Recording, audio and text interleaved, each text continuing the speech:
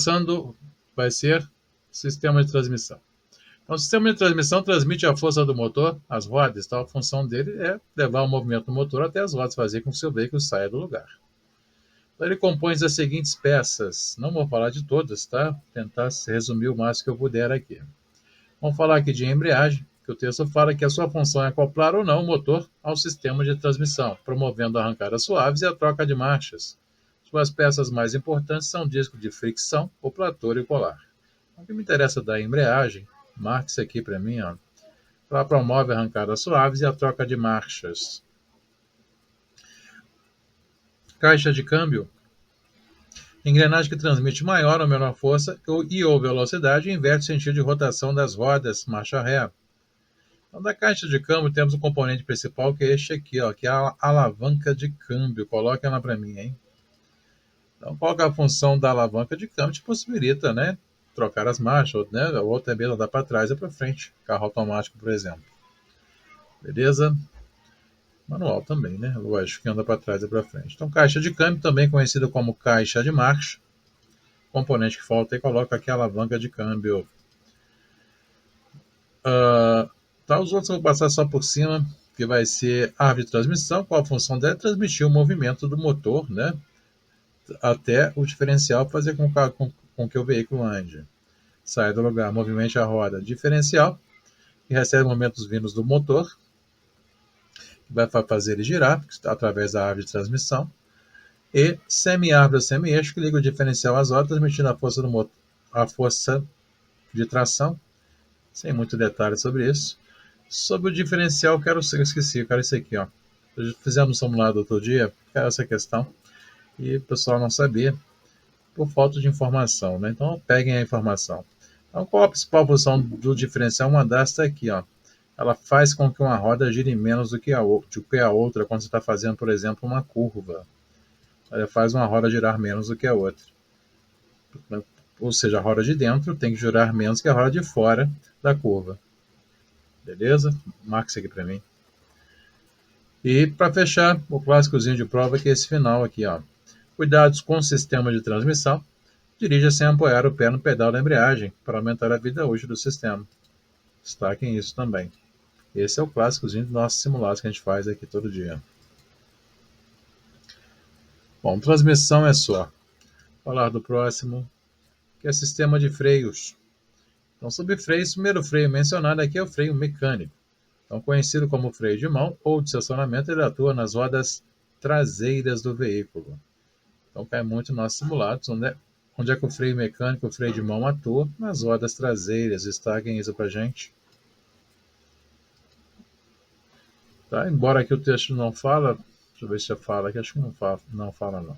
Então, o freio de mão, tá, ele pode ser usado como freio de emergência, ou seja, faltou o freio de serviço, que é o freio do pé, do pedal, do carro, e você pode estar usando ele como freio de emergência, beleza? Mas sempre puxando aos poucos, nunca puxa de uma vez, não?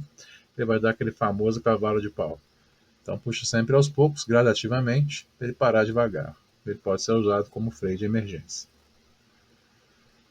Bom, seguindo, próximo freio, freio hidráulico. Eu não vou entrar em detalhes de todos, tá? Freio hidráulico não vou comentar.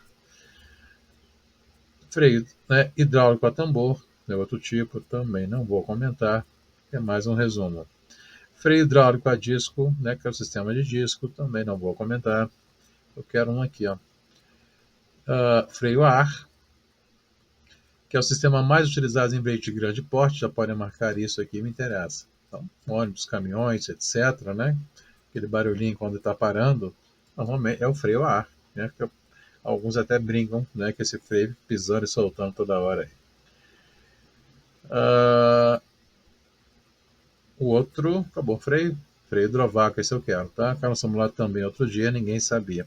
Então, qual que é a função do hidrovácuo? O hidrovácuo, a função dele é amaciar o pedal do freio, aprenda isso. Né? E faz o pedal do freio ficar mais macio. Aqui até o finalzinho fala, esse sistema permite a redução do esforço físico exigido do condutor aplicado ao pedal. O hidrovácuo faz amaciar o pedal, fica mais macio. Beleza? Essa é a função do hidrovácuo. Seria o freio hidrovácuo. Então, simulado outro dia ninguém sabia, por falta da minha informação. Então, estou me redimindo agora, está informado. Então, destaque no seu texto.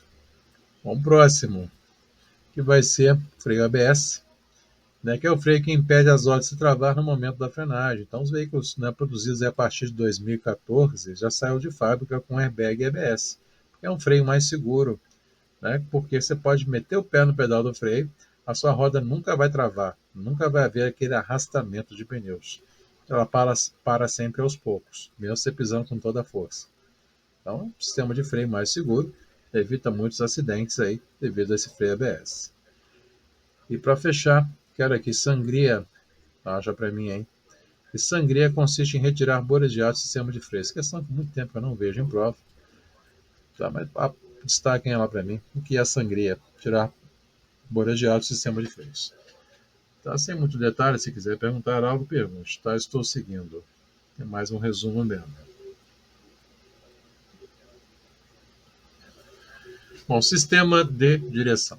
É o sistema que mantém o veículo em linha reta e converge para a direita ou esquerda. A principal função está aqui, manter o veículo reto ou virar para a direita ou para a esquerda. Então, para que esse conjunto funcione perfeitamente, esse sistema, temos que fazer periodicamente alguns ajustes, que são alinhamento e balanceamento. Então, sobre diretamente no alinhamento. Então, qual é o problema que seu veículo pode apresentar? Então, o texto fala quando a direção estiver dura, puxando para um dos lados, desgastando prematuramente os pneus, né, pode ser falta de alinhamento de direção. Destaca isso, está se referindo ao alinhamento. Nossa simulacro que a gente faz aí, online, por exemplo, tem uma questãozinha que fala lá, o condutor, quando acaba de fazer uma curva e o volante não volta à posição original, que o certo é fazer a curva e soltar o volante, ele tem que voltar a andar reto depois, se acabar a curva. Quando ele não volta, né, pode ser falta de alinhamento. Embora que o texto de vocês não fale, temos uma questão dessa aí referente quando o volante não volta, quando você faz uma curva. E na sequência fala quando o volante começar a trepidar, no momento que se imprime mais velocidade, aí fala que é falta de balanceamento das rodas, e que trata-se de colocar pêndulos nas mesmas para corrigir distorções de peso. Então começa a vibrar o volante, tá? Pode ser falta sim de balanceamento das rodas. Então marca isso aqui, ó. Qual o problema que ele apresenta? Começa a surgir vibrações no volante. A partir de 50 km por hora começa a perceber bem isso. Bom, falamos aí dos ajustes que são alinhamento e balanceamento. Bora no outro, pneus. O texto fala que existem dois tipos de pneus aí. Quais são os dois tipos? Que são os diagonais e radiais. Sem muito detalhes, então, diagonais, né? Um pneu mais estreito, certo? Mais fino. E o radial é um pneu mais largo. A aderência dele é maior do radial. Só isso. Então, marco os dois tipos, tá? E vou pegar diretamente no que eu quero, que é aqui, ó, que é a composição de um pneu. O pneu é composto basicamente por carcaça, componente de sustentação do pneu, talões, parte do pneu que se prende à roda, banda de rodagem, é a parte do pneu que entra em contato com o solo, e costados são a zona de flexão do pneu laterais. Muitos simulados aparece esse aqui, ó, banda de rodagem, faz parte de qual componente do veículo?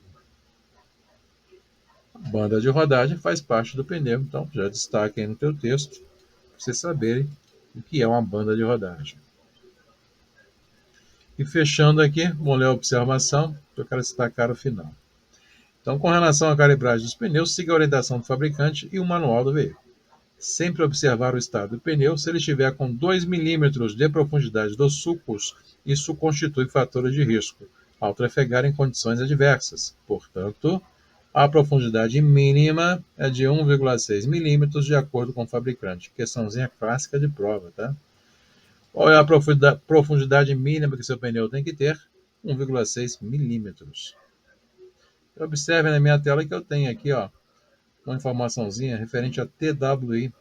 Queria que vocês anotassem aí no seu livro, onde que quiserem, que é o TWI, que é o indicador de desgaste do pneu. Bom, anotando, me liberem, por favor, que eu vou mostrar o que eu marquei aqui.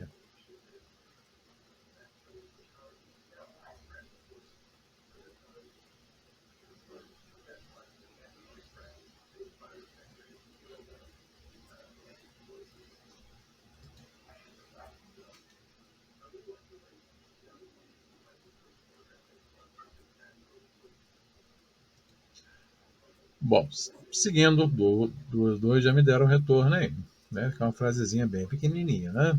Então, dá uma olhadinha nesse pneu, só para vocês entenderem que nós marcamos. Então, falou, a primeira coisa que eu mandei destacar foi referente à profundidade mínima que seu pneu tem que ter. Então, a profundidade dos sulcos aqui, ó, tem que ser de 1,6 milímetros. Abaixo disso, né, você pode ser autuado, aí pode ser multado.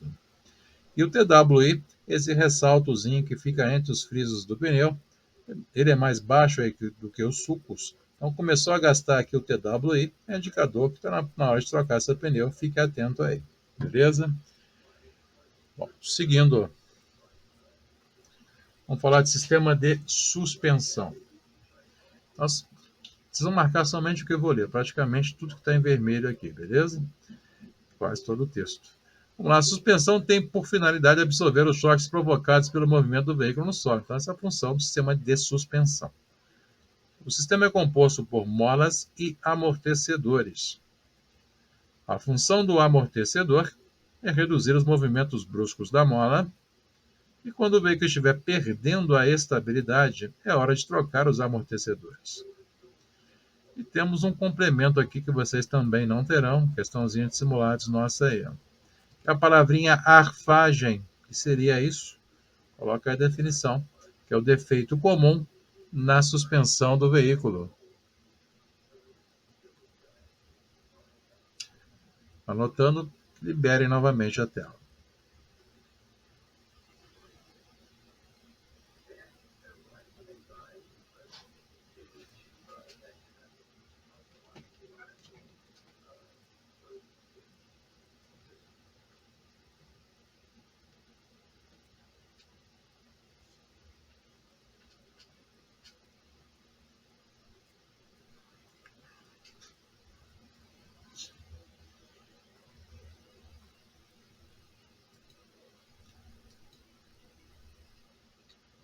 Seguindo, falar do próximo, que vai ser sistema de escapamento. Então, o sistema de escapamento é responsável por expelir a fumaça e os gases gerados aí quando da queima do combustível e reduzir o ruído provocado pelo motor. Então, essa é a função do sistema de escapamento.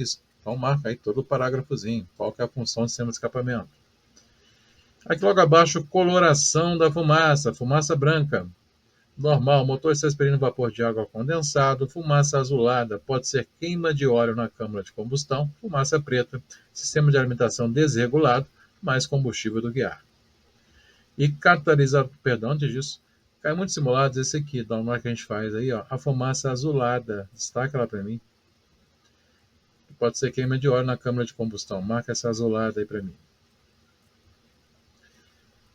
E fechando o catalisador, localizado antes do escapamento, essa peça é formada por núcleo cerâmico ou metálico que transforma grande parte dos gases tóxicos em gases inofensivos. Então, a gente vê isso lá em meio ambiente, estamos vendo mais uma vez. Então, qual a função do catalisador? É transformar os gases. Está aqui, então marca o finalzinho, faz parte do sistema de escapamento do seu veículo. E observe na minha tela que anotei uma infração, que é a infração grave aqui, 5 pontos. Então, o que seria essa infração? É problema com o seu escapamento, alteração, ele estourado, você mudou para sua conta, após aquele tal de barulhento aí, né, que usa muito em motos. Então, alteração sendo escapamento sem ter homologado, sem estar no documento, você pode ser multado, ou qualquer defeito com ele. E está aqui, ó, que é infração grave, 5 pontos. Anote para mim. Então, falou que escapamento em prova, essa é a infração.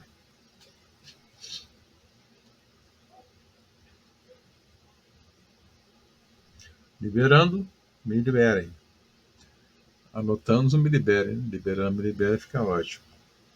Que é só uma infraçãozinha, não deixem de anotar. Eu não ponho infração aqui porque eu acho bonitinho, não. Se você não sabe, aprenda agora. Tudo que eu coloco de infração junto à matéria é porque cai em prova. Muito pelo contrário, eu reduzo a matéria, eu não aumento a matéria. Bom, aqui, né, mecânica foi até aqui, ponto. Daqui para cima mais alguns, daqui para frente é mais alguns complementos aí, mas mecânica acaba aqui. Vamos para o próximo. Carroceria. Então, a carroceria é montada sobre o chassi ou diretamente no monobloco. É a parte do veículo que fica exposta ao sol e chuva e por isso precisa de cuidados para se manter com boa aparência e evitar desgaste prematuro. Então, marca para mim carroceria, sua definição. O que é a carroceria? Então, resumindo, é a lataria do veículo, aquilo que você está vendo do veículo é a carroceria. Beleza? Então, marca a definição. Isso deveria estar lá na frente, outro capítulo, não aqui. Não sei porque joga para o final do livro, mas tá bom, tá aqui, vamos usar. Então, colocação de película. Então, película é o vulgo em seu filme. Então, isso aqui, as definições já estão alteradas, já mudou algumas coisas, está desatualizado aqui. Não se preocupe com esses percentuais, está desatualizado. Então, sobre película, então, se você não atender a regra referente à película muito escura, além do limite permitido, você pode ser multado. Isso que eu quero que aprendam. Aqui é só infração. Que é infração grave, 5 pontos. Isso, né, película acima do limite permitido.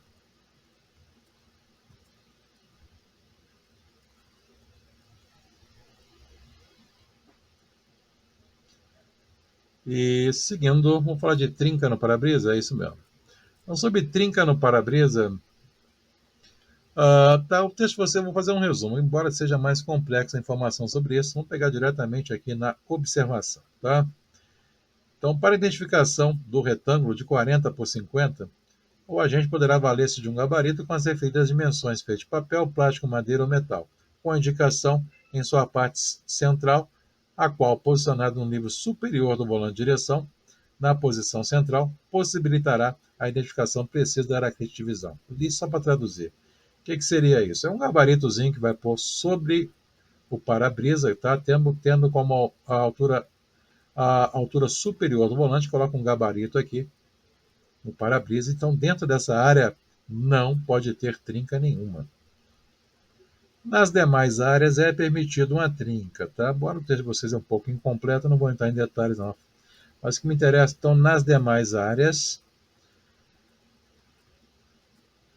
é permitido para automóveis 10 centímetros fora da área crítica e para veículos de grande porte 20 centímetros fora da área crítica. Então, a área crítica, que abordando aqui no texto, seria essa área do campo de visão do motorista. Ok? Pegamos aqui. Então, marca 10 centímetros e 20 centímetros. E qual seria a infração, tá, para o para-brisa trincado, além do limite permitido?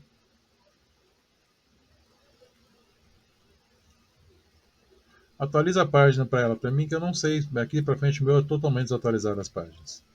Atualiza ela para mim, hein? Apesar que eu vou lá para... Vou pular um monte de página agora. Vou pegar o finalzinho, vou falar de extintor de incêndio aí.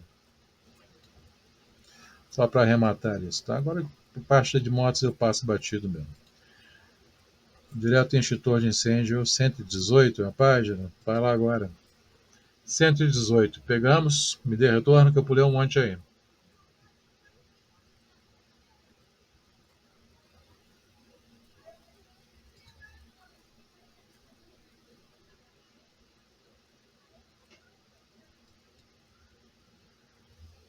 Vamos lá então. Sobre a utilização do extintor de incêndio.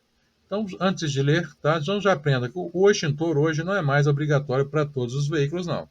No finalzinho, dito aí alguns exemplos para quais são obrigatórios. Então, a utilização do extintor de incêndio. O extintor ABC foi desenvolvido para apagar todos os tipos de incêndio. Então, classe A, ocorre materiais sólidos como plástico, tecido, borracha e madeira. Classe B, ocorrem líquidos inflamáveis como gasolina, óleo, álcool e querosene. Classe C, ocorrem equipamentos elétricos energizados como bateria e parte elétrica do carro. Então, quais são as 3 classes de incêndios mais comuns, que é muito nas simulados aí? A classe A, B e C são as mais comuns aí. Então, todas presentes aí, né, nos veículos, tá? Esses componentes que fazem parte da classe aí. Então, por isso que o extintor ABC é que abrange as 3 classes, as 3 possibilidades que seu veículo pode pegar fogo. Então, o extintor utilizado em veículos hoje é o ABC. Na sequência, tá, fala que o fogo é a união de 3 elementos. A definição está bem desatualizada, mas não posso atualizar. Muito tempo já mudou isso. A maior parte de vocês é baseado no que está aqui. Mudou essa definição há muito tempo. Uma prova não muda, então não podemos mudar. Então, o que seriam os 3 elementos? Material, combustível, oxigênio e calor, que forma o triângulo do fogo. Então marca isso para mim. E na sequência fala que incêndio é o fogo fora de controle. Seguindo, manuseio básico do extintor, como eu uso o extintor. Então o texto fala, puxe o laque para destravar a válvula, exemplo na imagem 1. Aponte o jato para a base do fogo, aperte o gatilho até o fim e movimente o jato em forma de leque de um lado para o outro. Então puxe a ponte, aperte e movimente em forma de leque. É assim que se utiliza o extintor. Eu quero mais um complemento. Olha na minha tela, é outra perguntinha de prova aí. Em que posição o extintor de incêndio deve ser usado? É uma perguntinha de prova. A sua resposta está aqui, ó. Com o extintor na posição vertical, ou seja, ele trabalha em pé. Então você trabalha com o extintor em pé, na posição vertical. Fechando aqui, quando trocar o extintor, após o uso, se apresentar alguma irregularidade, no vencimento do teste hidrostático em 5 anos, e observação, o extintor deverá ficar na parte dianteira do compartimento interno destinado ao banco do passageiro para maior facilidade de manuseio. Isso tem caído na prova de vocês aqui, tá? Atenção a isso aqui, ó. Onde é que o extintor deve ser armazenado dentro do veículo? Então, do lado, parte dianteira do lado do carona. Por que lá? Porque lá tem menos, não tem pedais, não tem nada para trabalhar, não tem volante. Então, para pegar, né, é mais fácil acesso a pegar desse lado, é mais fácil de pegar do que do lado do motorista. Então, recomendação onde é que ele deve ficar. Observem também que anotei uma infração, ó. Infração grave, novamente, 5 pontos. Referente a qualquer problema com o extintor. Não ter, para quem é obrigado, etc. Bom, para finalizar, eu vou ditar aí para quem é obrigatório, para quais veículos é obrigatório ter extintor hoje. Vou ditar alguns, tá? Anotem para mim, são os que mais aparecem em prova, então não se preocupe. Anotem que eu vou ditar aí. Podemos?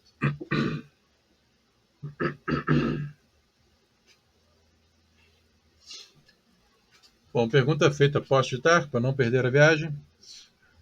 Para quem que é obrigatório ter extintor hoje?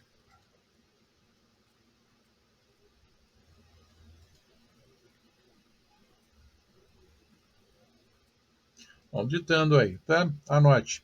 O extintor é obrigatório para veículos escolares,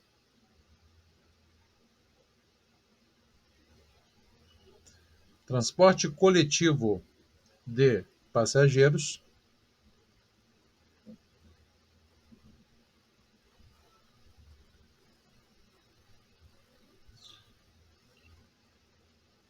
e transporte de produtos perigosos inflamáveis. Escolares, coletivo de passageiros que transportem produtos perigosos inflamáveis. Ponto. Só até aí.